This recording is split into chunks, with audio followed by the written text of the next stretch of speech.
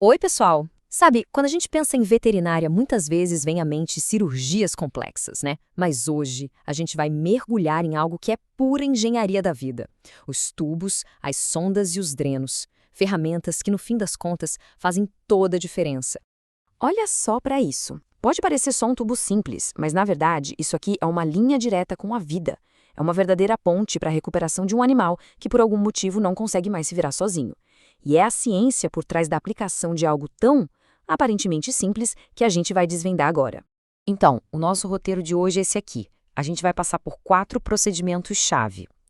Vamos começar com as sondas nasais, depois mergulhar nas emergências de tórax, entender como se cria uma nova via aérea e como se lida com obstruções.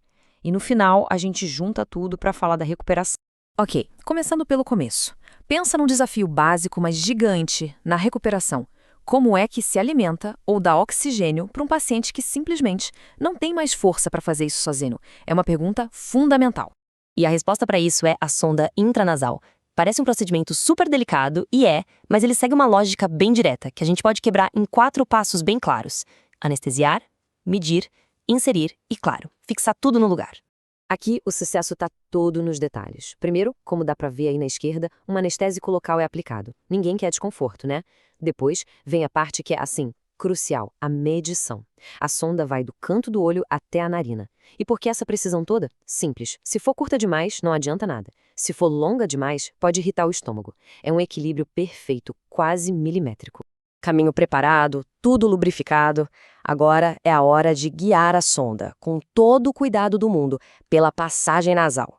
O segredo aqui é ter paciência, sabe? Deixar a sonda encontrar o caminho natural dela, sem forçar nada. É um trabalho de muita sensibilidade.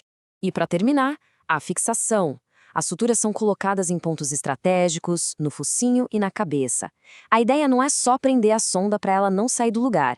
É também garantir que o paciente fique confortável, que nada atrapalhe a visão ou incomode. O bem-estar é prioridade.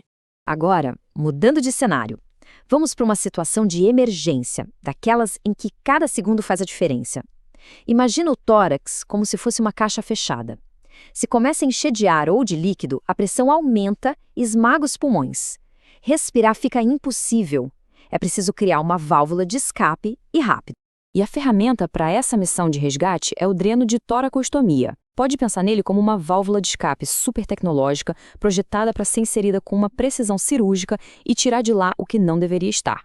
E aqui vem a parte que eu acho genial dessa técnica. O corte na pele não é feito exatamente onde o dreno vai entrar no tórax. Não. O cirurgião faz a incisão um pouco mais para trás e cria um tipo de túnel por baixo do músculo. Sabe por quê? Porque quando o dreno for retirado, a própria musculatura vai pressionar e fechar esse túnel. É uma vedação natural que impede o ar de entrar. Uma solução de bioengenharia elegantíssima.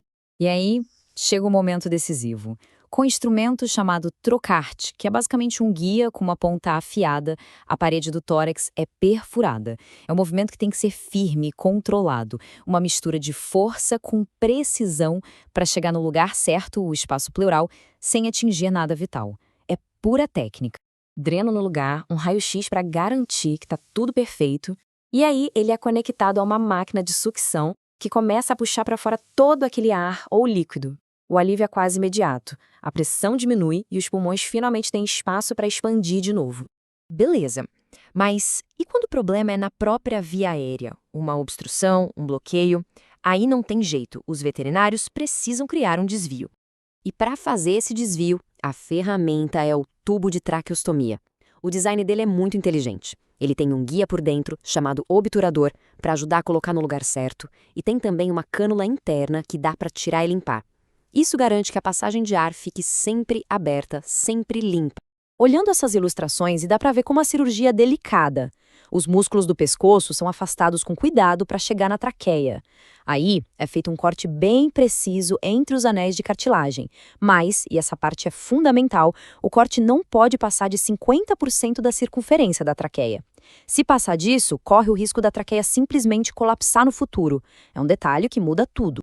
Com a abertura feita, o tubo é colocado ali, com todo cuidado, e preso com umas fitas em volta do pescoço. E o resultado é instantâneo.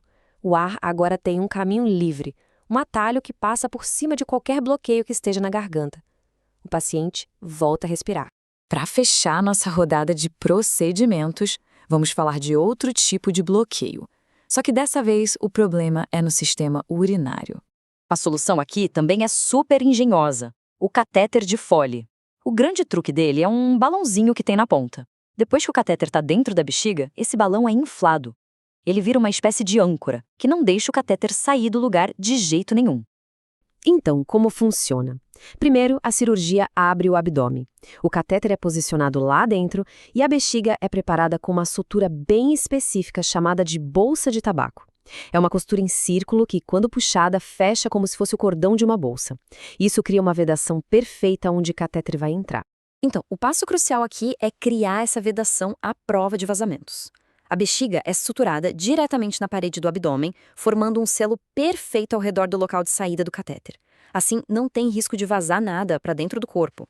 Bom, a gente passou por 4 procedimentos bem diferentes, né? Mas se a gente olhar de perto, todos eles têm uma filosofia em comum. Vamos agora conectar os pontos e entender o que une todas essas técnicas. Pensa bem. Não importa se é para levar ar para os pulmões, comida para o estômago ou tirar a urina da bexiga. A essência de tudo isso é a mesma: criar uma ponte. Uma ponte temporária que dá um descanso para o corpo poder se curar. E todas essas pontes precisam da mesma coisa: medição precisa, ferramentas certas e uma fixação que não falha. São intervenções que, por um tempo, redesenham a anatomia para poder salvar uma vida. E tudo isso faz a gente pensar no futuro, né? Com tanta tecnologia nova aparecendo, materiais inteligentes, impressão 3D, cirurgias cada vez menos invasivas, como vai ser a próxima geração de suporte à vida na veterinária? Fico imaginando que tipos de pontes ainda mais incríveis a gente vai conseguir construir para ajudar os nossos bichos a se recuperarem.